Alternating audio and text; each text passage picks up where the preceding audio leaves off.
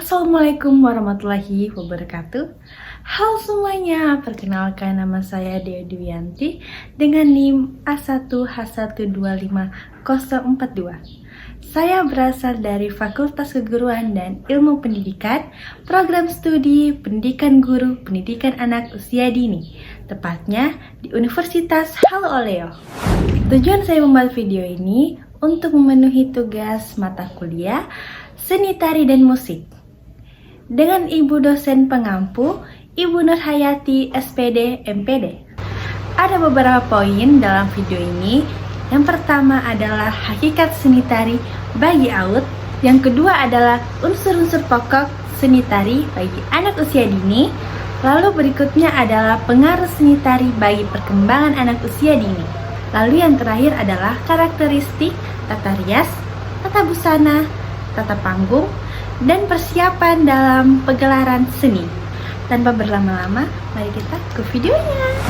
Sebelum kita mengetahui apa itu hakikat seni tari bagi anak usia dini, saya akan menjelaskan hakikat seni tari secara umum.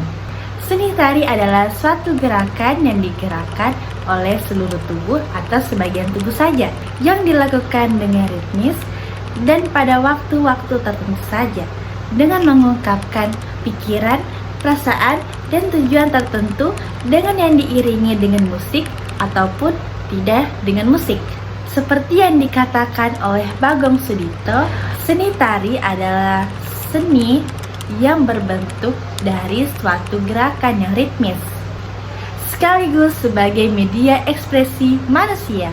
Setelah kita membahas hakikat seni tari secara umum, kita akan membahas hakikat seni tari bagi anak usia dini. Hakikat seni tari bagi anak usia dini adalah sebagai media ekspresi, kreativitas, dan pengembangan holistik yang berfokus pada perkembangan motorik, sosial, emosional, kognitif, serta nilai-nilai estetika dan nilai-nilai kemanusiaan, dan melalui gerakan yang sederhana dan menyenangkan, sehingga membantu anak untuk mengeksplorasikan diri mereka, memahami tubuh mereka, dan berinteraksi dengan teman-teman secara positif. Lalu yang berikutnya adalah kita akan membahas tentang sifat-sifat dalam seni tari.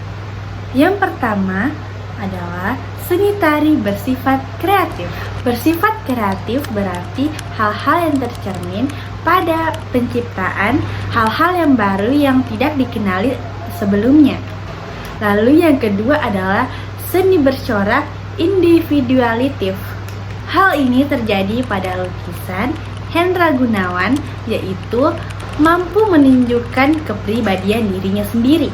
Lalu yang ketiga adalah seni bersifat ekspresif, yang dimana seni berasal dari pengalaman seorang pelukis yang terpancarkan oleh karyanya. Yang keempat adalah seni bersifat abadi. Hal ini dikatakan seperti itu karena walaupun pencipta lukisan tersebut sudah meninggal, tetapi akan dikenang secara abadi. Lalu yang terakhir atau yang kelima adalah seni bersifat universal, karena seni hadir dalam masyarakat dengan sepanjang zaman. Lalu kita akan masuk ke fungsi seni tari. Yang pertama adalah seni tari sebagai sarana upacara dan ritual. Contohnya seperti tarian yang digunakan dalam upacara adat maupun upacara keagamaan, seperti menunjukkan rasa syukur kepada Tuhan Yang Maha Esa, permohonan kepada Tuhan Yang Maha Esa, serta pengabdian kepada Tuhan Yang Maha Esa. Lalu yang kedua adalah sebagai hiburan, yang dimana kita sudah ketahui bahwa seni tari atau tarian yang biasa kita lihat bisa menghibur diri kita sendiri maupun diri para penonton. Yang ketiga adalah sebagai media pendidikan, karena hal ini dapat melatih kreativitas anak, potensi anak, serta keterampilan anak usia dini. Yang keempat adalah sebagai sarana pergaulan, karena di sini kita dapat menjalin hubungan yang positif, menambah relasi, menambah teman, hingga memperkuat ikatan sosial antara individu maupun kelompok. Lalu yang terakhir atau yang kelima adalah sebagai pelestarian budaya, karena dengan menari kita dapat melestarikan budaya kita yang sudah ada. Lalu pembahasan yang selanjutnya adalah karakteristik seni tari bagi anak usia dini. Yang pertama adalah anak senang sekali dengan meniru. Meniru yang dimaksud adalah saat anak usia dini melihat orang dewasa yang sedang melakukan gerakan tarian yang sederhana, maka anak usia dini akan melakukan apa yang mereka lihat. Lalu yang kedua adalah manipulasi. Manipulasi yang dimaksud di sini adalah di mana seorang anak menggerakkan tubuhnya dengan spontan dari objek yang ia amati. Yang ketiga adalah keseksamaan, yang dimana pada titik ini anak sudah mulai meningkatkan kemampuan apa yang ia miliki. Lalu yang berikutnya adalah artikulasi. Artikulasi yang dimaksud adalah di mana anak telah dikoordinasikan dengan penempatan atau urutan yang tepat di antara action-action yang berbeda. Lalu yang terakhir atau yang kelima adalah naturalisasi. Naturalisasi adalah tingkat akhir dari kemampuan psikomotorik di mana seorang anak dapat melakukan suatu action atau sejumlah action yang urut atau berurutan. Lalu materi yang selanjutnya adalah unsur-unsur pokok seni tari serta pengaruh seni tari bagi perkembangan anak usia dini. Unsur yang pertama adalah unsur gerak tari yang meningkatkan koordinasi gerak motorik pada anak usia dini. Gerak tari yang terstruktur dapat membantu anak untuk mengembangkan kemampuan motorik mereka, seperti koordinasi tangan dan juga kaki. Latihan tari juga dapat meningkatkan kekuatan atau fleksibilitas otot pada anak usia dini, sehingga mereka dapat melakukan gerakan yang cukup kompleks. Tari dapat membantu kesadaran tubuh pada seorang anak, sehingga mereka dapat mengontrol gerak tubuh mereka lebih baik lagi. Contoh tari yang dapat meningkatkan koordinasi motorik anak yaitu yang pertama adalah ada tari modern, lalu yang kedua ada tari balet, hingga ada tari tradisional. Lalu yang kedua adalah peran unsur ekspresi tari dalam mengembangkan kemampuan anak usia dini, yang dimana gerakan tari dapat membantu anak untuk mengeluarkan ekspresi gembira, sedih, senang, ataupun marah. Lalu, tari juga dapat mengembangkan emosi anak usia dini, seperti mereka dapat lebih mengontrol emosi apa yang mereka sedang rasakan secara lebih baik lagi. Lalu yang terakhir adalah ekspresi wajah dan gerakan tubuh dalam melakukan gerakan tari. Hal ini dapat membantu anak untuk mengembangkan kemampuan berkomunikasi emosi mereka secara efektif. Contoh tari yang dapat mengembangkan pengungkapan emosi mereka adalah kontemporer, tari ekspresif, dan tari improvisasi. Lalu kita akan lanjut pada peran unsur selanjutnya, yaitu unsur interaksi tari dalam meningkatkan kemampuan kerjasama pada anak usia dini. Yang pertama adalah tari kelompok, yang dapat membantu anak untuk berinteraksi, berkoordinasi, dan saling menghormati dalam teman sesama tarinya. Interaksi dengan teman juga dapat membantu anak untuk mengembangkan rasa sosial mereka, hingga mereka dapat bekerja sama lebih efektif lagi. Itu dia unsur-unsur pokok seni tari bagi anak usia dini. Lalu yang selanjutnya adalah pengaruh seni tari bagi perkembangan anak usia dini. Hal ini mencangkup beberapa aspek. Yang pertama adalah aspek fisik, emosional, sosial, serta kognitif.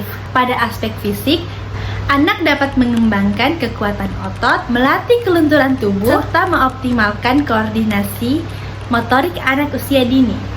Lalu yang kedua adalah aspek emosional. Hal ini dapat membantu anak untuk mengontrol emosinya, mengendalikan emosinya, dan mengekspresikan emosi mereka dengan cara yang lebih sehat lagi. Lalu yang ketiga adalah aspek sosial. Hal ini melatih anak untuk bekerja sama, bertanggung jawab, serta berkomunikasi dengan teman-teman sebayanya. Lalu yang terakhir adalah aspek kognitif. Pada aspek ini dapat mengembangkan daya ingat anak, konsentrasi, serta kemampuan dalam mengikuti instruksi dan dapat menghasilkan gerakan-gerakan yang baru lagi. Itu adalah unsur-unsur pokok seni tari dan pengaruh seni tari bagi perkembangan anak usia dini. Selanjutnya kita akan masuk pada pembahasan yang terakhir, yaitu karakteristik tata rias, tata busana, tata panggung bagi anak usia dini, serta persiapan dalam pagelaran seni tari. Sebelum saya menjelaskan materi yang terakhir, kita harus tahu unsur keindahan tari yang terdiri dari 3, yaitu wiraga, wirama, dan wirasa. 3 hal ini sangat berhubungan dan sangat penting bagi seni tari, karena ini adalah bentuk keindahan dari seni tari. Jika ada yang belum mengetahui apa itu wiraga, wirama, ataupun wirasa, saya akan menjelaskan. Yang pertama adalah wiraga. Wiraga adalah gerakan tubuh yang melakukan gerakan tarian. Yang kedua adalah wirama. Wirama adalah iringan musik untuk melengkapi tarian tersebut. Lalu yang terakhir adalah wirasa. Wirasa adalah mengungkapkan perasaan melalui gerakan. Itu adalah unsur keindahan tari.